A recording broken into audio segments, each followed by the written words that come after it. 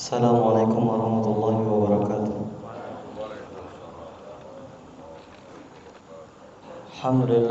Alhamdulillahilladzi hadana li hadza wa ma kunna linahtadiya laula an hadana Allah. Asyhadu an la ilaha illallah wa asyhadu anna Muhammadan abduhu wa rasuluhu, amma ba'd. Jamaah Masjid Zaratul Abrar yang dirahmati oleh Allah Subhanahu wa taala. Alhamdulillah kita semua telah selesai melaksanakan salat subuh berjamaah di waktu yang insyaallah mulia ini. Kami ingin menyampaikan beberapa hadis yang pernah Rasulullah sampaikan yang berkaitan dengan tawadu. Menggapai kemuliaan dengan tawadu, Rasulullah sallallahu alaihi wasallam bersabda dalam hadisnya, "Ma tawadha'a ahadun lillahi illa rafa'ahu Allah." Yang artinya dari Abu Hurairah radhiyallahu anhu, ia berkata bahwa Rasulullah sallallahu alaihi wasallam pernah bersabda, dan juga tidaklah seseorang memiliki sifat tawadu, yaitu rendah hati karena Allah, melainkan Allah akan meninggikannya atau memuliakannya. Hadis riwayat Muslim nomor 2588. Jamaah rahimakumullah, Allah akan meninggikan derajat orang yang tawadu di dunia ini maupun di akhirat. Di dunia orang akan menganggapnya mulia karena sifat tawadunya. Allah SWT pun akan memuliakan dirinya di tengah-tengah manusia, dan kedudukannya akan semakin dimuliakan. Sedangkan di akhirat Allah akan memberinya pahala dan meninggikan derajatnya karena sifat tawadhunya di dunia pula. Semua orang menyayangi orang yang rendah hati dan tidak menyombongkan diri.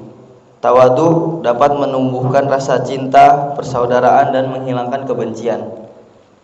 Rasulullah SAW dikaruniakan oleh Allah SWT dengan sifat tersebut.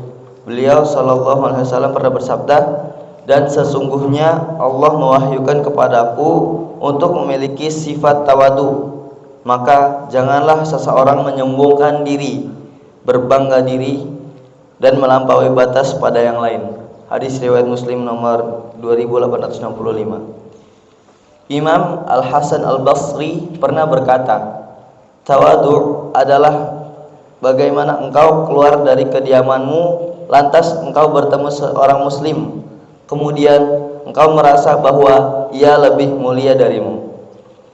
Imam Syafi'i berpendapat, orang yang paling tinggi kedudukannya adalah orang yang tidak pernah menampakkan kedudukannya, dan orang yang paling mulia adalah orang yang tidak pernah menampakkan kemuliaannya. Adapun Abu Bakar berpendapat juga tentang arti tawadu. Abu Bakar radhiyallahu anhu berkata, "Kami dapati kemuliaan itu datang dari sifat takwa, qanaah, merasa cukup, muncul karena yakin pada apa yang ada di sisi Allah. Kedudukan mulia itu didapati dari sifat tawadhu." Tawadhu merupakan salah satu akhlak istimewa yang harus dimiliki oleh setiap kaum muslim. Tawadhu yang berarti rendah hati dan bermakna juga tegas kepada orang kafir dan lemah lembut terhadap sesama kaum muslimin, agar kaum muslimin dan Islam tidak dipermalukan semena-mena oleh kaum kafir. Semoga Allah memberi anugerah kepada kita semua sikap tawadhu sehingga kemuliaan menjadi pahala yang kelak kita peroleh ketika menghadap Allah SWT. Semoga Allah menjauhkan kita dari bisikan setan dengan sikap sombong. Maka ya Allah, muliakanlah kami dengan sifat tawadhu dan jauhkanlah kami dari sifat sombong. Jamaah rahimakumullah, adapun ayat Al-Quran yang berkaitan dengan hadis, Allah Subhanahu wa taala berfirman dalam surat Al-Furqan ayat 63 yang bunyinya, "A'udzu billahi minasyaitonir rajim. Bismillahirrahmanirrahim. Wa ibadur rahmanul ladzina yamshuna 'alal ardi hauna wa idza khatabahumul jahiluna qalu salama. Adapun hamba-hamba Tuhan yang Maha Pengasih itu adalah orang-orang yang berjalan di bumi dengan rendah hati, hauna. Dan apabila orang-orang bodoh menyapa mereka dengan kata-kata yang menghina, maka mereka mengucapkan salam. Dan Allah juga berfirman dalam surat Luqman yang artinya, dan janganlah kamu malingkan wajah dari manusia karena sombong, dan janganlah berjalan di bumi ini dengan angkuh. Sungguh Allah tidak menyukai orang-orang yang sombong dan membanggakan diri. Hadza ma aqulu lakum. Sepertinya hanya ini yang bisa kami sampaikan. Marilah kita akhiri pertemuan hadis ini dengan membaca doa. Bismillahirrahmanirrahim. Alhamdulillahirabbil alamin. Hamdan yuafi ni'amahu wa yukafi mazidah. Ya Rabbana lakal hamdu wa lakas syukru kama yanbaghi li jalali wajhikal karim wa 'azimi sultanik.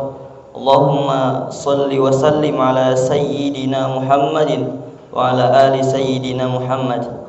Ya Allah yang maha besar dan maha kuasa, kami mohon kepada Engkau ya Allah untuk para musyrif, pemberi wakaf, orang tua asuh, donatur, pembina, pengurus yayasan, pengurus ponpes, bapak, ibu, jamaah salat subuh, Masjid Daratul Abror, santri-santri dan umat muslimin dan muslimat sekalian, agar diampuni dosa-dosanya ya Allah, dosa besar, dosa kecil, disengaja ataupun tidak disengaja, supaya diberi hidayah agar dapat melaksanakan semua perintah-Mu dan meninggalkan semua larangan-Mu.